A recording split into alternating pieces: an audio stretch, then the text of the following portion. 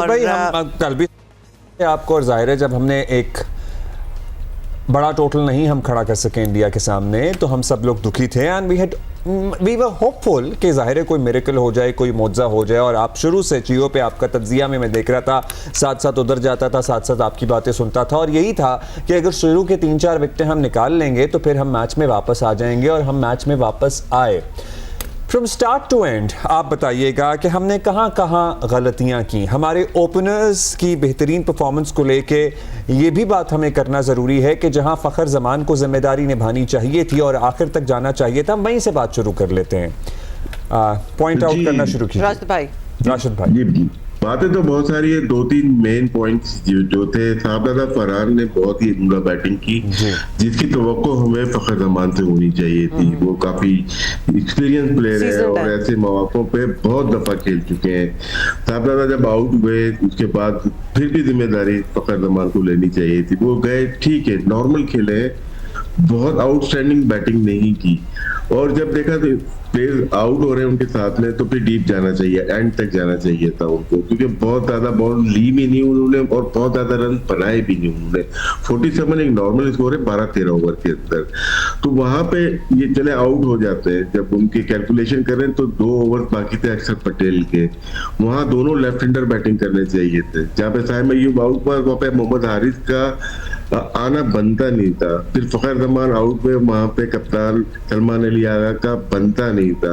उस वक्त दोनों लेफ्ट हैंडर होने चाहिए थे, जो कि आप मोहम्मद नवाज के बारे में बात करते हैं कि लेफ्ट हैंडर होता है तो हम बॉलिंग नहीं कर पाते, तो सेम चीज आपके साथ आई तो आपने क्यों नहीं किया। वहां पे जब 4-5 बॉल निकल जाए ना, 2 मैच उनके अच्छे हो गए या 2 मैच हमारे, 2 ओवर हमारे अच्छे हो गए, गेम को टर्न कर देता है। वो जो 2 ओवर हुए ना, 14-15 ओवर, यहाँ पे गेम शिफ्ट हुआ है और विकेट गिरना शुरू हुई। ये मेन पॉइंट्स थे हमारे, जो कि एक फखर जमान की सूरत में और एक बैटिंग ऑर्डर जो राइट हैंडर्स आ गए वहां पे बहुत ज्यादा। फिर होता है क्या है, आपके पास छोटा टोटल है, 2-3 आउट कर रहे शुरू में, वो भी मिल गए। वो तो उनकी मिस्टेक्स थी, उन्होंने मार के वो आउट हो गए। लेकिन वहां पे आपको थोड़ा सा कैप्टनसी, मुझे लगता है कि जो फील्ड प्लेसिंग थी वो नॉर्मल नहीं थी।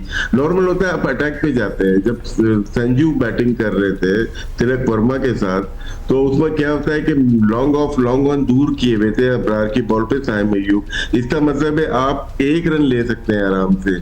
1 रन का मतलब है कि अगर 12 रन आपने ले लिए तो वो आराम से उनके पास टाइम मिल गया अपनी ब्रीदिंग का, अपने ऑक्सीजन मास्क जो लगाया हुआ तो वहां से निकल गए।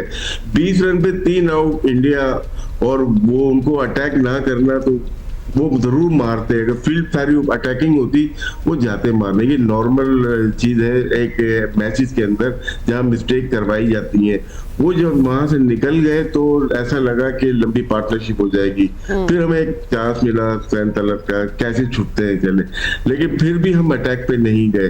फिर जब अबरार ने संजू को आउट कर दिया, वो टर्निंग पॉइंट था। तो नेक्स्ट ओवर हारिस आ गए बॉलिंग कर रहे, हारिस रऊफ आ गए, जो अबरार को दोबारा करना था, अबरार को नहीं किया। उस ओवर में 14 से 15 रन बने, गेम दोबारा से इंडिया के पास चला गया और एंड चेंज हो गया अबरार का। एंड चेंज होना एक स्पिनर का वो बहुत मानी रखता है। उसी एंड से जब बॉल कर रहे थे तो स्पिनर्स का ज्यादा अमल दखल लग रहा था इस पिच पे, जो कि बॉल बैट पे नहीं आ रही थी। राशिद भाई, यही तो हमारा सवाल भी है और आपसे भी पूछना है, भट्टी साहब से भी पूछेंगे कि जब नजर आना स्टार्ट हो गया, पूरा मैच एक तरह से चल रहा है, अगर आपके कोई प्री कंसीव्ड आपने डिसीजंस लिए भी हुए थे, वो मैच को देखते हुए आप चेंज कर सकते थे। लिहाजा एंड में भी Haris, who was turning out to be a very expensive bowler for us, बार बार उसको, हारिस को चांस क्यों दिया जा रहा था, स्पेशली द लास्ट ओवर? नहीं, टाइम वहां से ना वो निकल गया था। वो जो मैं बात कर रहा हूँ ना कि टाइम अय्यूब का 1 ओवर मिस कर दिया, 1 ओवर हमने लेट कर दिया, एंड चेंज कर दिया अबरार का 3 ओवर या 2 ओवर हमने नहीं करवाया मोहम्मद नवाज, जो कि यहाँ पे बनता था। कल वाले मैच में मोहम्मद नवाज बनता था। तो आपका यहाँ पे स्पिनर के ऊपर बिलीव नहीं था, फास्ट बॉलर के ऊपर था। जब एंड पे चले गए 30 रन चाहिए ना, वैसे भाई क्यों नहीं बिलीव था? जब आपकी अपनी टीम का हाल स्पिनर्स ने बुरा किया है तो फिर क्यों नहीं था बिलीव? और आपको मतलब नजर आ रहा है कि Haris does not seem to be working out. And not just that, there's a history, you know, with Haris. He has been expensive in the past as well. और फिर अगर हुसैन फास्ट तलत बॉलर पे वो- भरोसा था तो हुसैन को ले आते फिर। नहीं, मैच तो ना 17 ओवर तक 18 ओवर तक ना इंडिया के ग्रिप में आ गया था। और वो Absolutely. उनके पास विकेट थी, देखें पीछे उनके हाँ, पास रिंकू true. सिंह मौजूद था, उनके पास अक्षर पटेल था। जिस अब उनके जिस पास- ओवर में 15वें हाँ, ओवर में हारिस ने 17 रन दिए, मैच तब वहां मैच से हो- बदल वहाँ गया change था। हुआ है। एब्सोल्युटली। पता है क्या, यहाँ हाँ हम बहुत सारी परफॉर्मेंसेस की बात करते हैं, लेकिन वेरी इंपॉर्टेंट पॉइंट, हमारी कैप्टनसी के मेजर फ्लॉस थे, मेजर फ्लॉस थे। जाहिर है प्रेस कॉन्फ्रेंस आपने भट्टी साहब कवर की, बहुत कुछ हुआ आफ्टर द मैच भी बहुत सारा हाँ, ड्रामा हुआ। आप हमें जरा इंसाइट्स दें bring us up to speed. Of the field. देखें अब्दुल्ला और हुमा, मैंने लातादाद इंटरनेशनल मैचेस कवर किए, बहुत सारे दुनिया में कंट्रोवर्सीज हुई, लेकिन कल रात जो हमने मनाजिर देखे दुबई स्टेडियम में, ऐसा मंजर तो हमने देखा ही नहीं कि चीफ गेस्ट 1.5 घंटे से खड़े हुए और इंडियन टीम उनसे ट्रॉफी लेने से मना कर रही है। और फिर जो प्रेस कॉन्फ्रेंस के मनाजिर थे, लग रहा था कि हम किसी बीजेपी की रहनुमा की प्रेस कॉन्फ्रेंस में आ ऐसा गए। ही। याहिया ने एक जब सवाल किया